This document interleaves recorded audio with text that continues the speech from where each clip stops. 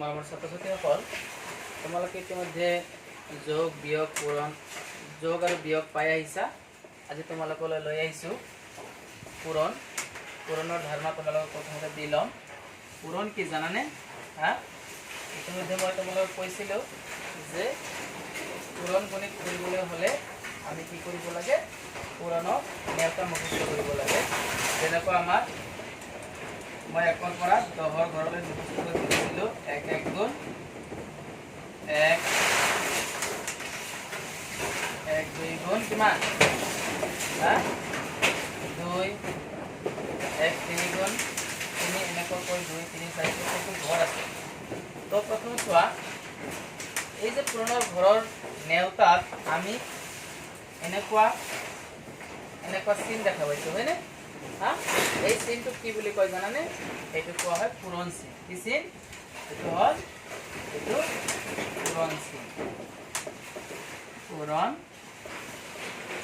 চিন।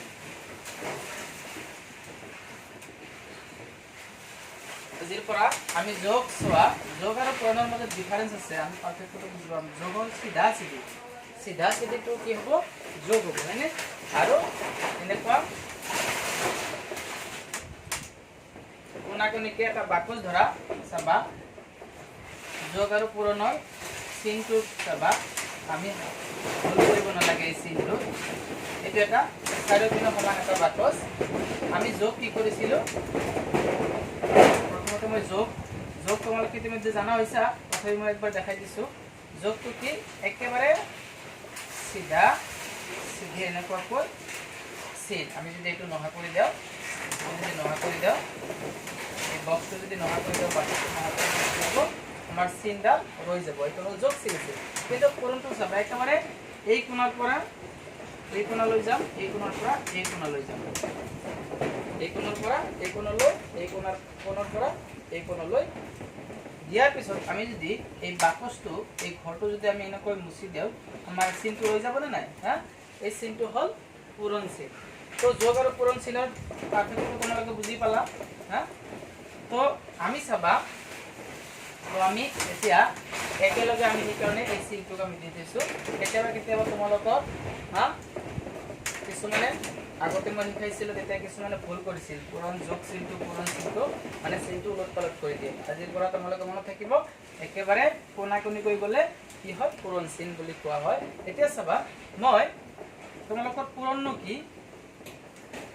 সহজে পূৰণৰ ঘৰ ধৰা। এতিয়ালৈ যিসকলে মুখস্থ কৰিছে তেওঁলোকৰ কাৰণে ভাল, আৰু যিসকলে মুখস্থ কৰা নাই তেওঁলোকৰ কাৰণে মই আজি সহজ এটা পদ্ধতিৰ জৰিয়তে, সহজ এটা বুদ্ধিৰ জৰিয়তে কি কৰিম? উপায়ৰ জৰিয়তে মই পূৰণৰ গণিত তোমালোকক শিকাই দিম। পূৰণ মানে মনত ৰাখিবা, বাৰে বাৰে যিবিলাক আমি যোগ কৰোঁ। ধৰি লোৱা তুমি কি কৰিছিলা? এজনক 2 টকা দিছা, আৰু এজনক 2 টকা দিছা, আৰু এজনক 2 টকা দিছা। কেইজনক দিলা 2 টকাকৈ? 1 2 3 জনক, হয়নে? এইটো আমি বাৰে বাৰে যোগ কৰিলোঁ। এইটো সহজেই আমি কি কৰিব পাৰোঁ? 2 কেইবাৰ লিখিছোঁ? এবাৰ, দুবাৰ, 3বাৰ। আমি 2 যদি আমি 3বাৰ দি দিওঁ, আমি কি ইয়াতে চাবা, 2 আৰু 2 4 4 আৰু 2 কিমান পাইছিলোঁ? 6 পাইছোঁ, হয়নে? ইয়াতেও 2 3 গুণ কিমান হয়? 6 হয়। পূৰণ কৰিলে আমি বাৰে বাৰে দীঘলীয়া যোগ আমি সহজেই আমি কৰোঁ। কম সময়ৰ ভিতৰত আমি তাক উত্তৰটো একে পাম। বাৰে বাৰে যোগ কৰিলেও আমি যি উত্তৰ পাম, আৰু ইন শ্বৰ্টকাট সহজে যেতিয়া আমি পূৰণ কৰিম, তেতিয়া আমি সোনকালে তাৰ উত্তৰবিলাক পাম। কিন্তু পূৰণ কৰিবলৈ হ'লে আমি পূৰণৰ ঘৰৰ নেওতা মুখস্থ কৰিব লাগিব। তোমালোকে পূৰণৰ ঘৰৰ নেওতা মুখস্থ কৰিবা। ইয়াৰ আগত আজি মই নেওতা মুখস্থ নকৰাকৈ কেনেকৈ আমি সহজেই পূৰণৰ গণিত শুদ্ধভাৱে উত্তৰ উলিয়াব পাৰোঁ, তাৰ সেই নিয়মটো মই আজি তোমালোকৰ সৈতে আলোচনা কৰিম। চাবা, তো পূৰণ আমি 2 ধৰণে লিখা থাকে। কেতিয়াবা থাকে পথালিকৈ, কেতিয়াবা থাকে থিয়কৈ। মই প্ৰথমতে পথালিকৈ দিছোঁ। চাবা, এই নম্বৰ, হয়নে? চাবা, এই নম্বৰটো দি মই দিছোঁ 2 পূৰণ 3। 2 পূৰণ 3। এইটো তোমালোকৰ মই ইংৰাজীত দিছোঁ, অসমীয়াত দিছোঁ। চাবা, অসমীয়াত লিখি দিছোঁ সংখ্যা আমি অসমীয়াত লিখিম প্ৰথমতে হা ধৰি লোৱা মই ক নম্বৰ দিলোঁ ক নম্বৰ 2 পূৰণ 3 হয়নে 2 পূৰণ 3 এইটো কিমান হ'ব তোমালোকে নাজানো ইয়াত কি কৈছে 2 কেইবাৰ হৈছে 3 বাৰ আমি যোগ কৰি যি উত্তৰ পাম সেই উত্তৰে ইয়াত আমি 2 ৰ লগত 3 পূৰণ কৰিলে সেই উত্তৰ পোৱা যায় ইতিমধ্যে তোমালোকে আগৰ গণিতটো দেখা পালা এইবাৰ মই পূৰণৰ জৰিয়তে যোগ নকৰাকৈ কেনেকৈ পূৰণৰ উত্তৰ উলিয়াব পাৰো সেইটো তোমালোকৰ সৈতে মই এতিয়া আলোচনা কৰিম চাবা হা মনোযোগ দিবা চাবা প্ৰথমতে আছে 2 আমি দুডাল পথালিকৈ আল দিম তাৰপিছত কি আছে 3 এইবাৰ মই 3ডাল থিয়কৈ আল দিম 1 1 2 3 এতিয়া মন কৰা ইয়াত কটাকটি কৰিছে হয়নে হা লগ লাগিছে ইয়াত লগ লাগিছে ইয়াতে লগ লাগিছে 2 ইয়াতে লগ লাগিছে 3 ইয়াতে লগ লাগিছে 4 ইয়াতে 5 ইয়াতে 6 অৰ্থাৎ কিমান ঠাইত লগ লাগিছে 1 2 3 4 5 6 এই 6 ঠাইত লগ লাগিছে হয়নে এইটোৰ উত্তৰ হ'ব 6 2 2ৰ লগত 3 পূৰণ কৰিলে তাৰ আমি পূৰণ ফলটো কিমান পাম 6 পাম আমি পূৰণ নেওতা যদি তোমালোকৰ কোনোবাৰ কাৰোবাৰ মুখস্থ নাইও তথাপি তোমালোকে সহজে এই পূৰণ গণিতবোৰ সৰু সৰু পূৰণ গণিত না আমি এই নিয়মেৰে কৰিব পাৰোঁ কিন্তু মনত ৰাখিবা বেছি ডাঙৰ পূৰণবোৰ এই নিয়মেৰে কৰিবলৈ হ'লে আমাৰ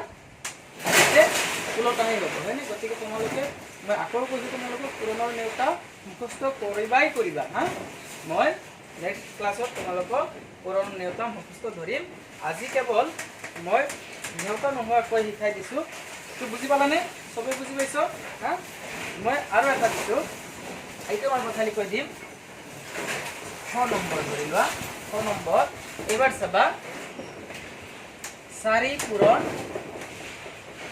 3 4 পূৰণ 3 ট্ৰাই কৰাচোন কিমান হ'ব হা এবাৰ চোৱা 4 আছে প্ৰথমতে কি আছে 4 মই 4ডাল পথালি কৈ আজ দিম 1 2 3 4 হয়নে ইয়াতে সন্মুখত 4 আছে না নাই মই 4ডাল লাজ দিলোঁ ইয়াত কি আছে পিছত কি আছে 3 মই থিয়কৈ 3ডাল লাজ দিম এবাৰ 1 2 3 1 2 3ডাল আছেনে এইবাৰ আমি এইটোৰ দৰে মই গুণিম হিচাপ কৰি যাম এক ঠাইত লগ লাগিছে 1 চাবা এই দুই ঠাইত তিনি ঠাইত 4 5 6 7 8 9 10 11 12 কত লাগিছে কিমান ঠাইত লগ লাগিছে 12 তো আমাৰ উত্তৰটো কিমান হ'ব এইবিলাক লগ লাগিছে হয়নে 12 12 আৰু একবাৰ গণিছো ভুল হলে কিন্তু নহব 1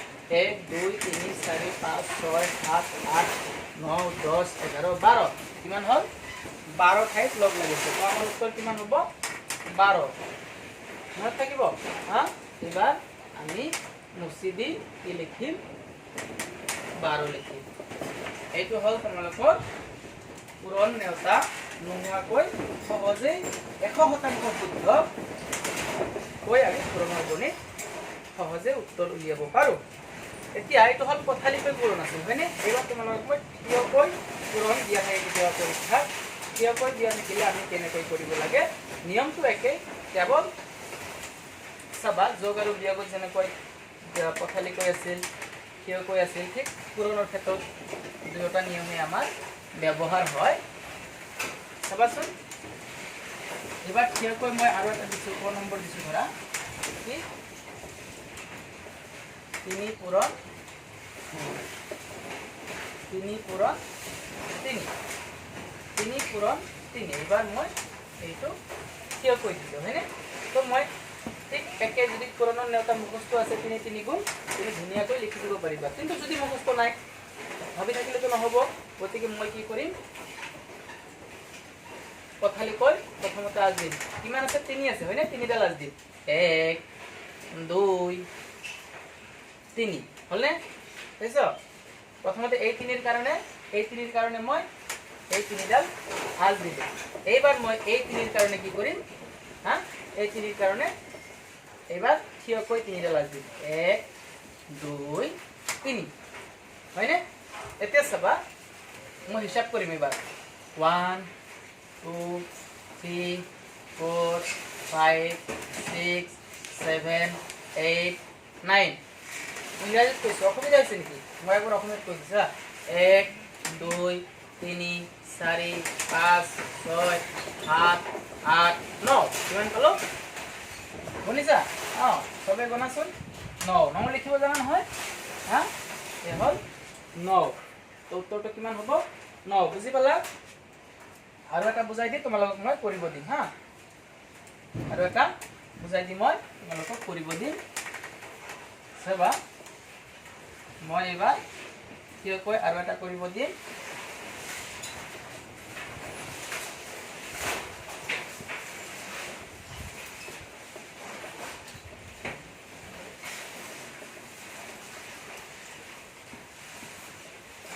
এইটো হয়নে হা প্ৰথমতে কিমান আছে 4 আছে 4 কাৰণে মই কেইটা লাজ দিম 4টা লাজ দিব লাগিব 1 2 3 4 1 2 3 4 হৈ গল এইবাৰ মই কি কৰিম এই 5ৰ কাৰণে কেইটা লাজ দিম হা কেইটা লাজ দিম 5টা হয় থিয় কৈ দিব লাগিব কি কেনেকৈ দিব লাগিব থিয় কৈ দিব লাগিব 1 2 3 4 5 হলনে হা এবার গুণাচোন গুণা 1 2 3 4 5 6 চাবা দিয়া 6 7 8 9 10 11 12 13 14 15 16 17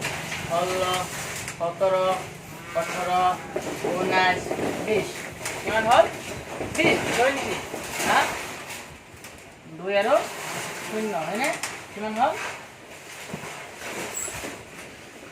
2 আৰু 0 এ হল উত্তৰ বুজি পালা সবে বুজি পাইছে নিশ্চয় হা এতিয়া মই তোমালোকক দুটামান কৰিব দিছো তোমালোকে ট্ৰাই কৰিবা হা মানে এতিয়াই কৰা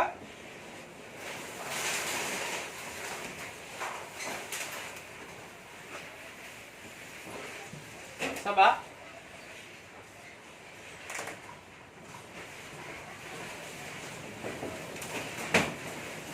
মই তোমালোকক এইটো হোমৱৰ্ক দিলো গৃহকৰ্ম দিলো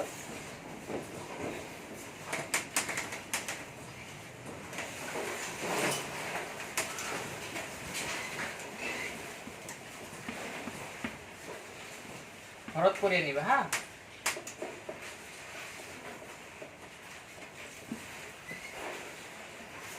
ক নম্বৰ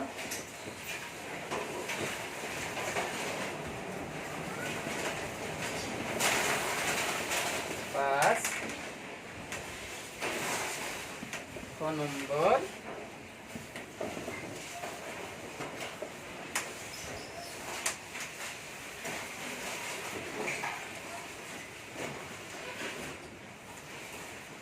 এই দুটা তোমালোকে ঘৰত কৰিবা ঠিক আছে বুজি তো আজিলৈ এৰিছো ধন্যবাদ।